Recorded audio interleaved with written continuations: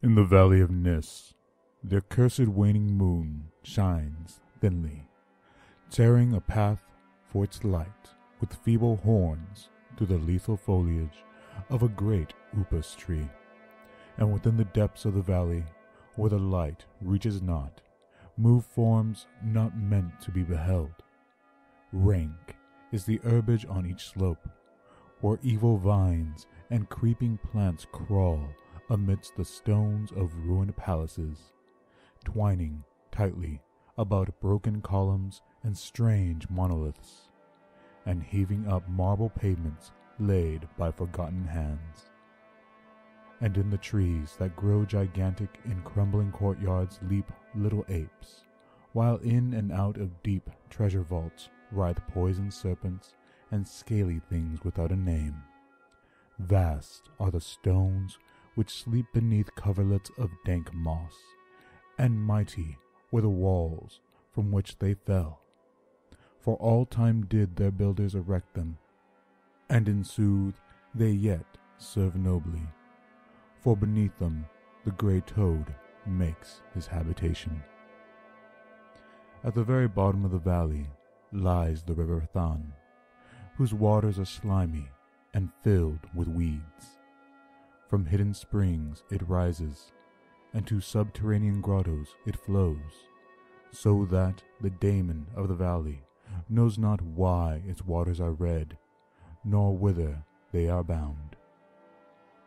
The genie that haunts the moonbeams spake to the daemon of the valley, saying, I am old and forgotten much. Tell me the deeds and aspects and names of them who built these things of stone.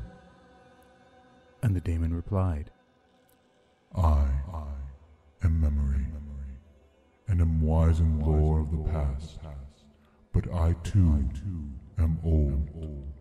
These beings were like the waters of the river Than, and not to be understood. Their deeds I recall not, for they were but of the moment.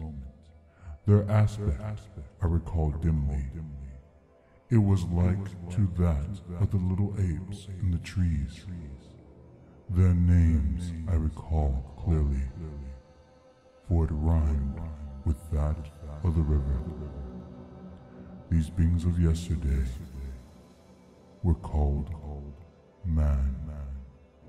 So the genie flew back to the thin-horned moon, and the daemon looked intently at a little ape in a tree that grew in a crumbling courtyard.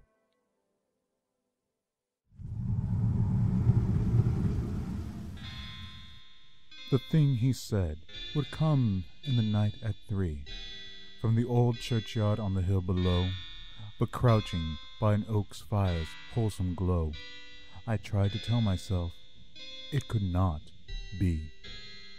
Surely, I mused, it was pleasantry, devised by one who did not truly know the elder sign bequeathed from long ago, that set the fumbling forms of darkness free.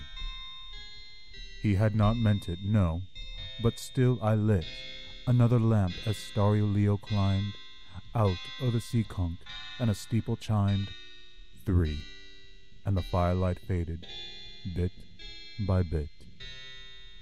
Then at the door that cautious rattling came, and the mad truth devoured me like a flame.